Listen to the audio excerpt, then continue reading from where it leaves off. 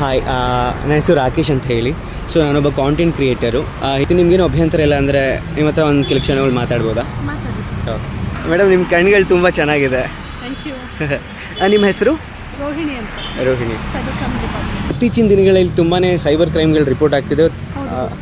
ಯಾಕೆ ಆಗ್ತಿರ್ಬೋದು ಅಂತ ಇದು? ಜನಗಳು ಪರ್ಸನಲ್ ಡಾಟಾ ಕೇಳಿದವರಿಗೆಲ್ಲ ಕೊಡ್ತಾ ಇದ್ದಾರೆ. ಬಾಡಿಗೆ ಮೇಲೆ ಕಮಿಷನ್ ಮೇಲೆ ಅಂತ ಹೇಳ್ಬಿಟ್ಟು ಅಕೌಂಟ್ಗಳು ಸೇಲ್ ಮಾಡ್ತಾ ಇದ್ದಾರೆ. ಯಾರೇ ಕೇಳಲಿ ಅವ್ರದ್ದು ಡೀಟೇಲ್ಸು ಇರೋಬೋದು ಅಕೌಂಟ್ಗಳು ಕೊಟ್ಬಿಟ್ಟು ಇದನ್ನೆಲ್ಲ ತಡೆಗಟ್ಟೋದು ಹೇಗೆ ಅಂತ? ಎಲ್ಲೂ ಸಹ ಪರ್ಸನಲ್ ಡೀಟೇಲ್ಸ್ ಸೇಲ್ ಮಾಡ್ತಾರೆ.